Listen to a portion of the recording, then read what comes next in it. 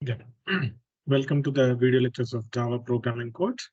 So in this particular video, we are talking about Java thread priority. So this is the outline of my video. I will talk about lecture outcome, then Java thread priority, reflection support, and followed by lecture level practice problems. So after completion of this particular video, you will be able to apply priorities to the threads in your application. So what do you mean by thread priority means? For example, generally, if you want, if you give multiple works to the processor, so processor will get confused which work I have to do first or which work I have to do next.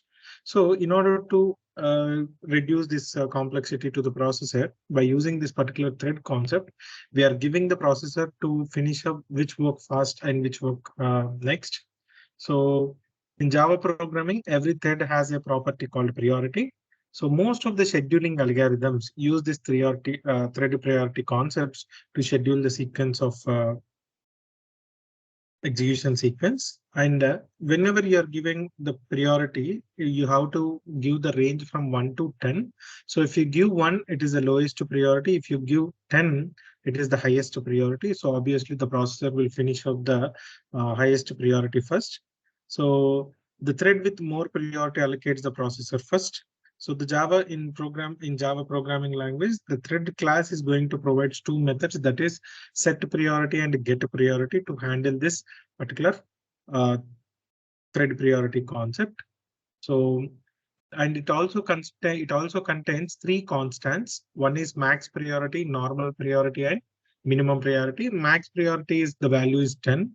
Normal priority is the value is 5. Minimum priority the value is 1. So if you didn't mention anything, the default is normal priority.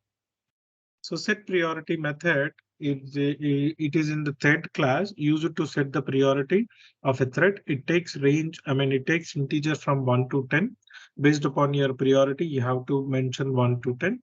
So this is the example of using this thread class.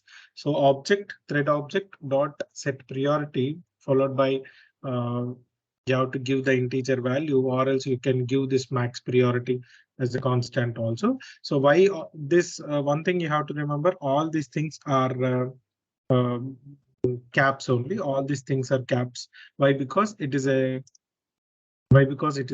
final variable.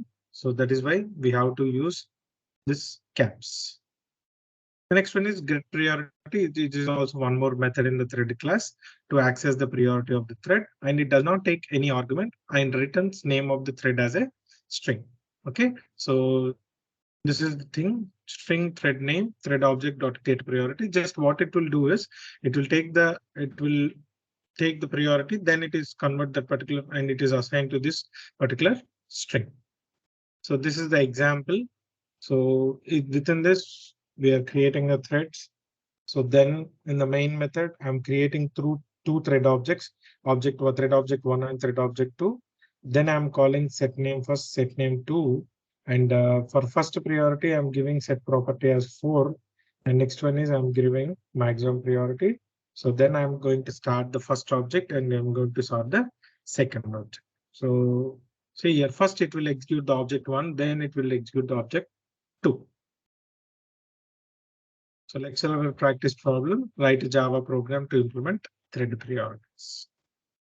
Further, you just go through this complete reference textbook for more thread priorities topics. Thank you.